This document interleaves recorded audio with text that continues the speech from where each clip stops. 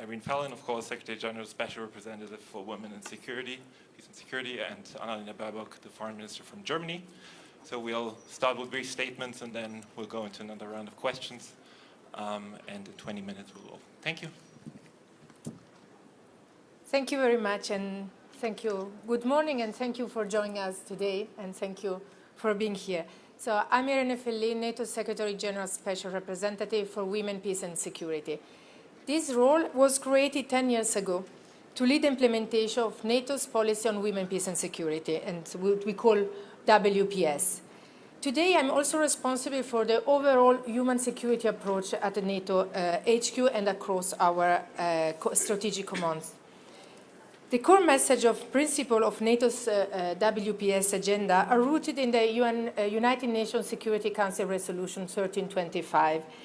This lays out the importance of women participation in conflict management, in crisis in prevention, and it's really the message is that women and girls are disproportionately affected during a conflict. So our way of responding to this has to be is a gender way of responding to the crisis.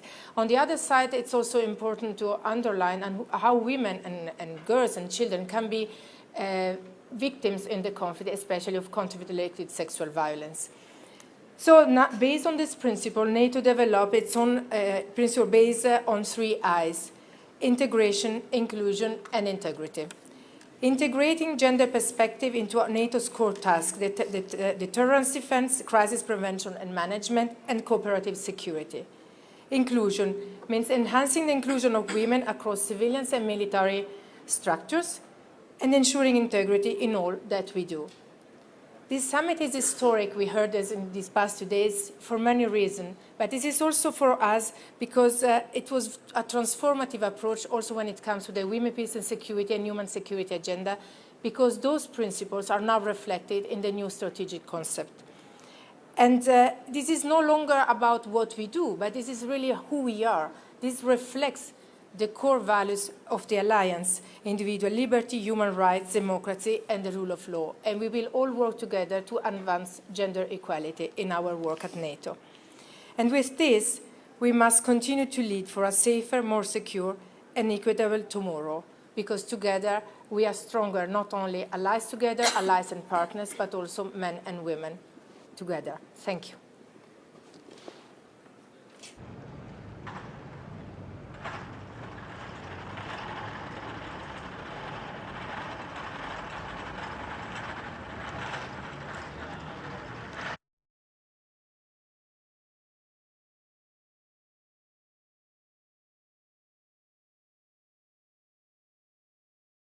Están en misiones de paz en muchos lugares en donde somos perfectamente conscientes de que cuando hay una situación de conflicto, las más dañadas, las más perjudicadas son siempre las mujeres. Por eso siempre hacemos una apuesta muy especial para incrementar el número de mujeres miembros de las Fuerzas Armadas que van a las misiones, porque eso favorece a que las mujeres de esos países puedan sentirse mejor y más protegidas. Desde ese punto de vista vamos a seguir apostando por ese incremento de las mujeres en las Fuerzas Armadas españolas. Vamos a seguir denunciando con toda contundencia algo que nos parece especialmente grave: la violencia sexual en los conflictos. Las mujeres y las niñas, cuando hay un conflicto, y lo estamos viendo en la guerra de Ucrania, son doblemente víctimas, no solamente por la violencia, sino por las agresiones sexuales. Las escenas que estamos viviendo en este momento en Rusia, con las mujeres y con las niñas absolutamente violadas y ultrajadas, es algo ante el cual ni la OTAN ni la comunidad internacional puede permanecer indiferente, y España va a estar siempre denunciando esas situaciones de violencia y agresión. Y por último, me gustaría compartir una reflexión que nos preocupa enormemente: es la situación de las mujeres en Afganistán. OTAN estuvo 20 años construyendo una sociedad de valores, una sociedad en que las mujeres en Afganistán pudieran ser libres y desarrollar todos sus derechos. Nos preocupa enormemente, y creemos que este es un marco adecuado para decirlo y para denunciarlo y hacer una llamada al gobierno de Afganistán para que se respeten los derechos de las mujeres y de las niñas, para que haya absoluta igualdad y para que no se prive a las mujeres y a las niñas en Afganistán la posibilidad de acceder a la enseñanza o a cualquier puesto de formación o a cualquier puesto profesional. Creo que tenemos una obligación como OTAN, mucho más después de haber estado 20 años allí, y nuestra solidaridad y nuestro apoyo absoluto y total con las mujeres de Afganistán. Muchas gracias.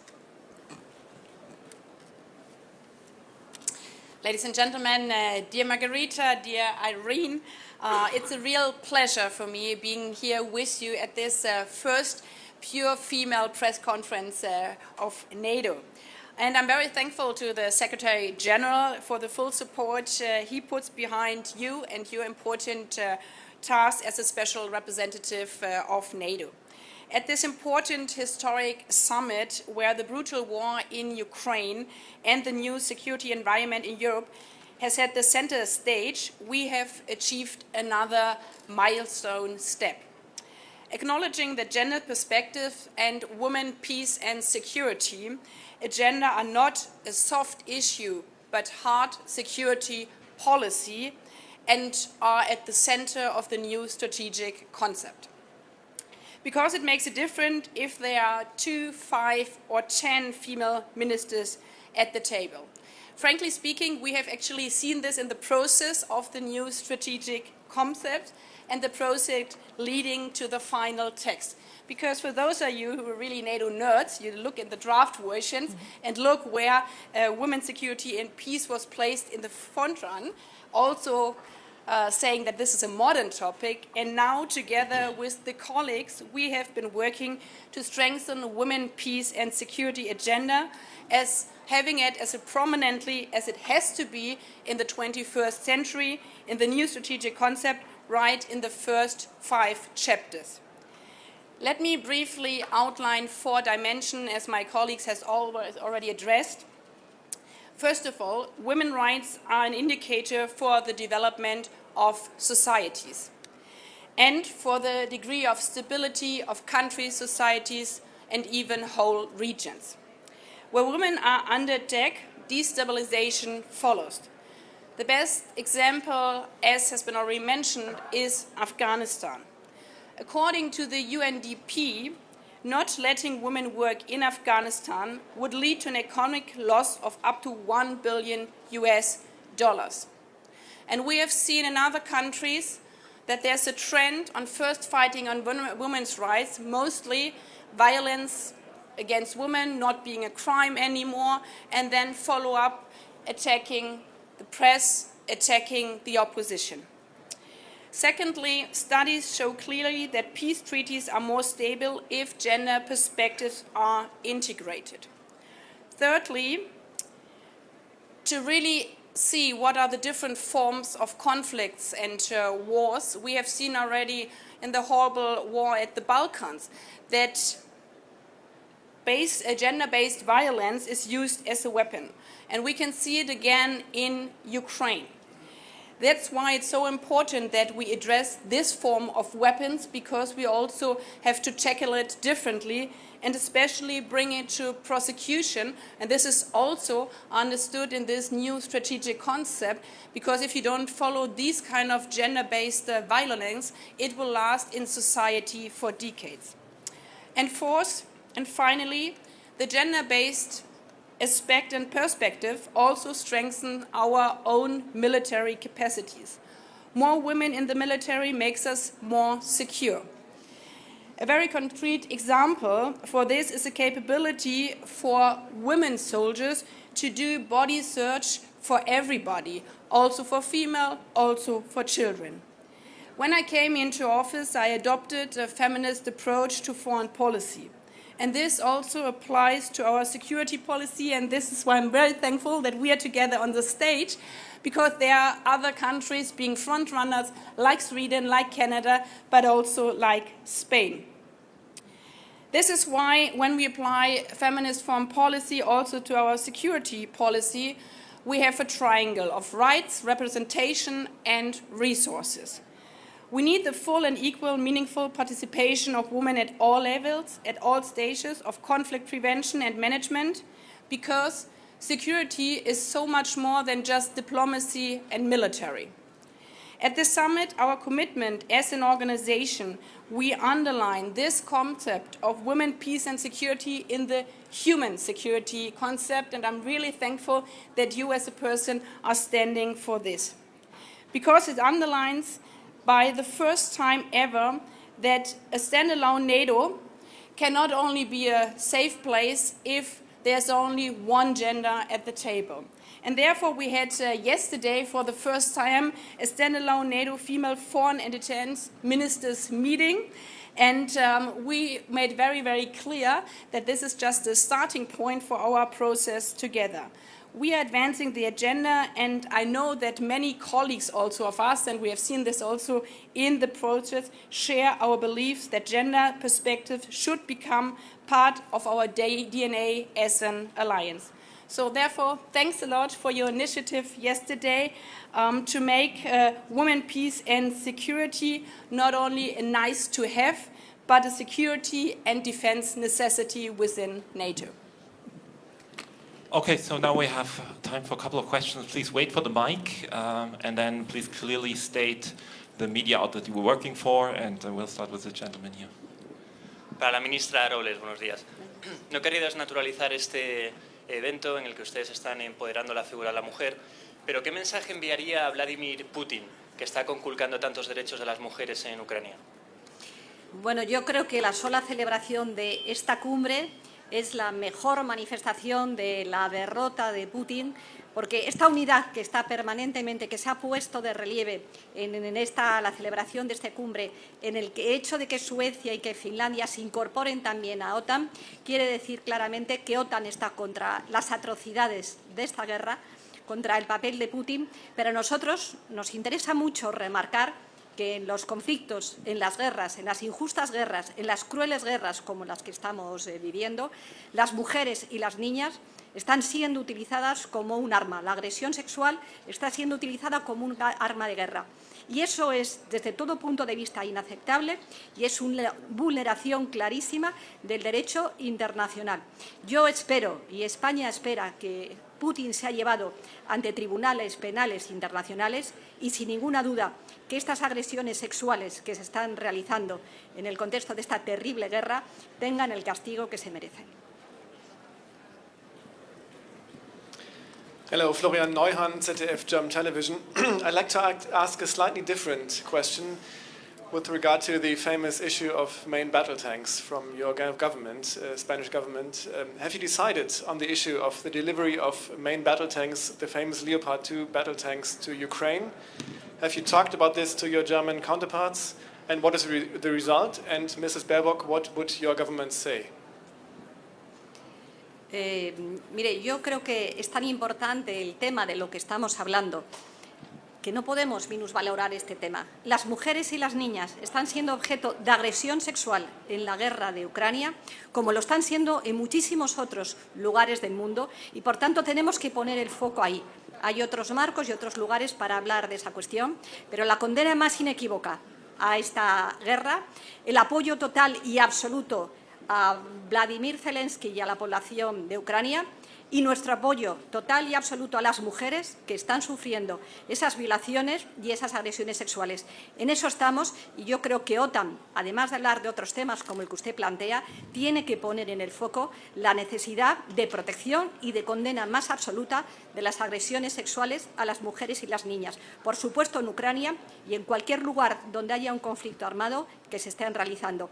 Así que el compromiso de España es total y absoluto con Ucrania, con el régimen de Zelensky y, por supuesto, con las mujeres y las niñas que están sufriendo agresión y violencia sexual en cualquier lugar del mundo, y la condena más inequívoca.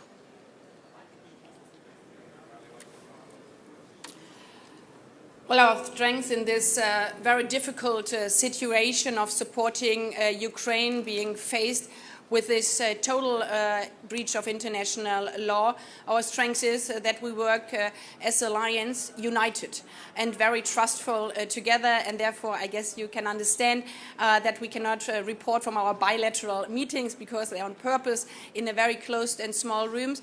But we have made clear here at the NATO summit that as this war is going on and getting more brutal every day, that we have to reflect our support of Ukraine every day. We see the big losses not only of soldiers but also of material, and that's why we are exchanging with our different partners, between Spain and Germany, as with many other partners, what we can do in the future to better support Ukraine. And the German government is standing fully behind this principle, working together, especially on those distribution where we are connected, because these have been weapons coming from one country going to another country and maybe going to a third country. Hi, Esther Siete Iglesias from La Razón newspaper. Thank you for your time. I would like to ask first that one of the topics has been that if Putin was a woman, this horrible war wouldn't be taking place. I would like to know what's your say about this, that you have really negotiated the new strategic concept. And a second question about if you could explain a little bit further, what exactly are you doing, the NATO is doing against this violence, gender, these rapes in wars? Are you going to finance more? If you can explain a bit. Thank you very much. So, yeah, thank you very much. The point is that sometimes it's argued that women are more peaceful, and this is that with more women in power that we would have less war.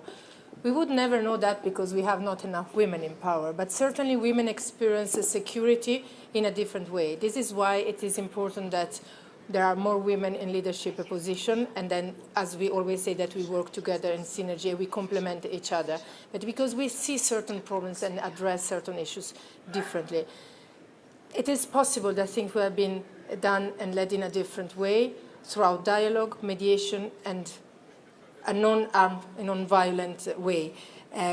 This is why we are supporting participation of women in dialogue, and this is what I'm doing with my counterparts in Ukraine. Ukraine is a partner country. It's allied with NATO action plan for the implementation of WPS. This means that our relationship with our synergy was before the war started. And so I'm continuing my dialogue at different level with civil society representatives. I'm hearing their voice and their needs. I'm doing this with parliamentarian colleagues and also with ministers. And of course, based on our action plan, which is, as I said, in integration and inclusion, I will develop try to develop some projects with them. The request I'm receiving at different level is really to support them on a psychological level, because the civilian population and women especially have been victims, and they are survivors of conflict-related sexual violence, and the kind of violence they are exposed will last longer. So this is very necessary for them to see the kind of project we can develop to support them psychologically. I will work within the instrument and the tools we have at NATO, but at the same time, I will support national initiative from our allies, because, as we said, we are on this all together, and so my role is really to support any initiative to really protect women and to give them the right place to share their concern and speak up. To add on the second part of your question, first of all, the most important thing is to understand that there is a gender-based difference in some parts of war, but also in some parts of peace process. And this is what we call gender mainstreaming in other policy fields, to understand that you always have to reflect if it has different effects on gender. And frankly speaking, in the foreign and defense policy, we are a bit late in the game, but anyhow, we are there right now. Because if we are looking back to the 90s, rape, as I've mentioned before, in the Balkans wasn't even understood as a war crime. So this was a total ignorance that there are different aspects leading a war being based on women. So the most important thing on the first hand was to understand this. Now we have it in the International Criminal Court also as a crime. I would say we are, thanks God, now in a different step where we understand, okay, this is a war crime. Also, Putin is using this as a measure, but then the questions follow, so what can we do? First of all, is the question of protection. And this is why also the question of humanitarian corridors, making clear if women are being left behind, what's going to happen to them, the danger of being killed, but also of being raped. Secondly, if these crimes are being committed, the follow-up of prosecutors. You asked what we are doing. We from Germany, we are sending female prosecutors to Ukraine because doing the interviews against, collecting the evidence, it makes a difference if there's a male investigator or a female investigator, because everybody you can imagine being raped, you don't want to tell your story as a woman so openly, maybe to a male prosecutor. And we are supporting the International Criminal Court, but we are also supporting the general investigation in Ukraine. This is my third point, because we have to follow all these crimes. I've seen gender-based violence in so many countries, and it goes on to the generation, because if you're being raped and you get a baby which is out of this rape, this baby inherits the crime, and if the crime is not being followed, is it being transferred to generation? We see it still in Bosnia. If you meet those kids who are now 18, 20, 25, they don't have a last name because the name comes from the father. If the father is a perpetrator, they don't know the name. So even 20 years later, you can see the effects. So this is, I would say, now the task for us to follow all the crimes, and that's why it's so important that we are not only addressing it at the International Criminal Court, but also at the national courts in Ukraine, because they can follow up on all these individual cases. The last question comes from Thank you very much. Minister Robles, Michael Fischer, German press agency.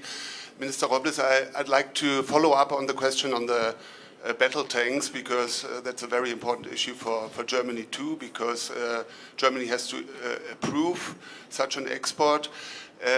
Is Spain still considering to deliver those battle tanks, or is the issue off the table?